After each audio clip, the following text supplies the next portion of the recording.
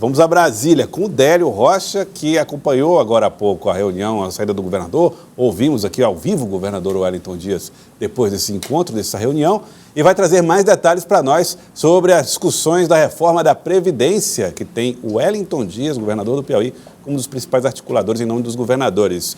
Délio Rocha, boa tarde para você. Boa tarde para você, Joelson, Fenelon Rocha, boa tarde a todos. Eu continuo aqui em frente à residência oficial da Câmara dos Deputados. A maioria dos governadores já deixou aqui essa reunião. No momento, lá dentro, o presidente do Senado, Davi Alcolumbre, o presidente da Câmara, Rodrigo Maia, e algumas lideranças partidárias, principalmente do Centrão.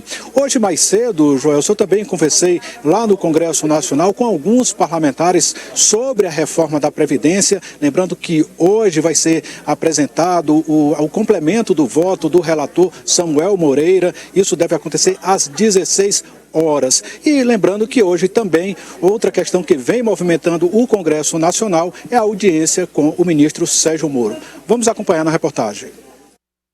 O presidente da Câmara, Rodrigo Maia, já avisou que hoje, 2 de julho, é a data limite para definir o texto que será votado na comissão especial da reforma da Previdência.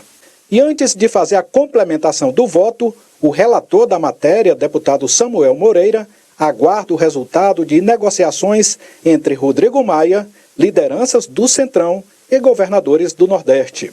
Para o vice-líder do PSL na Câmara, Julian Lemos, ainda são necessários alguns ajustes para se chegar a uma versão definitiva do texto. A reforma da Previdência, alguns até dizem que talvez não seja a mais importante, mas ela é de longe a mais sensível. A gente está falando de temas delicados e precisa se sentar friamente, analisar. Todos têm que abrir mão de alguma coisa, outros é mais complicado ainda. Imagine só, é o que a gente chama de uma pauta não positiva. Quem queria estar fazendo uma reforma dessa? É um desafio, estamos aqui para isso. Se fosse fácil, nós estaríamos aqui. Mas eu acredito que no decorrer dessa semana, no mais tardar outra, esses pontos possam ser pacificados e decididos. O deputado Edilvan Alencar, do PDT do Ceará, que é crítico da reforma da Previdência, defende mudanças no texto que será levado à votação na comissão especial. Eu acho que a proposta chegou muito ruim essa casa. O relator conseguiu melhorar, mas vamos aguardar os destaques, né? Eu estou aguardando aí um destaque que retira o professor dessa reforma, que mantém as regras atuais. Além dos acertos finais em torno da PEC e da Previdência, outro destaque na pauta da Câmara Federal nesta terça-feira é a audiência com o ministro Sérgio Moro na Comissão de Constituição e Justiça da Casa. Ele vem dar explicações sobre os vazamentos feitos pelo portal The Intercept Brasil, que sugerem uma atuação parcial do então juiz Sérgio Moro em processos da Lava Jato. E a audiência de hoje deve ser bem mais tensa e hostil do que a encontrada por Moro na audiência do Senado. Parlamentares governistas e da oposição também apostam numa audiência mais acalorada. Sempre é. Mas o resultado final sempre é que haja esclarecimento. Nós somos parlamentares. A oposição tem o direito de argumentar, mas dentro da normalidade. São 3 comissões e a Câmara normalmente faz perguntas com mais veemência. Eu vou estar, inclusive, fazendo essa pergunta a ele. Se o senhor fosse professor de direito, o que diria para seus alunos? Que a acusação pode estar alinhada com quem vai julgar, eu acho isso muito esquisito. Não é esquisito, é pouco, é ilegal.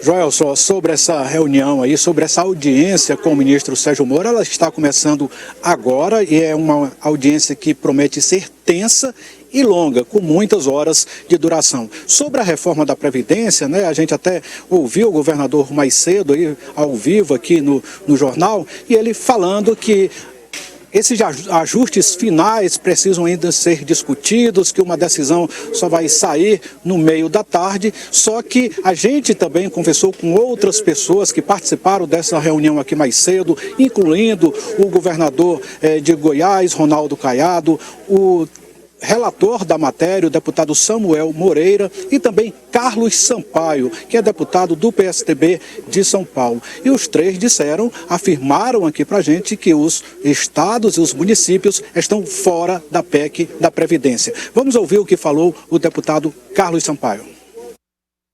Além de contrapartidas, eles estão demonstrando que não tem realmente essa força para garantir os votos necessários de todos aqueles que são dos seus estados. E, portanto, eles não se envolvem de uma forma direta porque não têm essa força para garantir esses votos. E sem essa votação, eles não participam da reforma e, portanto, estados e municípios estão fora.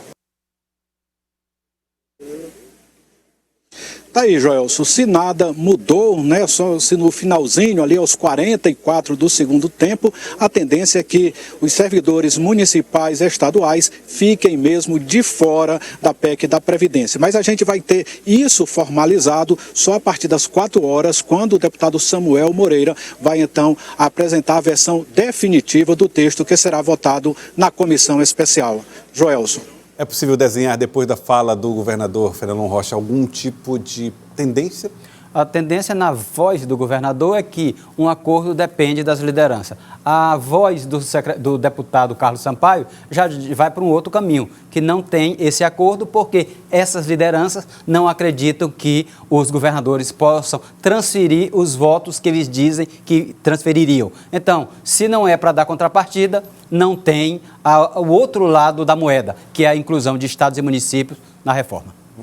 Bom, uma pena que seja esse, até lembrando o que disse o senador Marcelo Castro, uma pena que este seja o argumento, né? Exatamente. O ideal era que entrasse independente de quantos votos transferir. Mas acordos políticos funcionam deste jeito.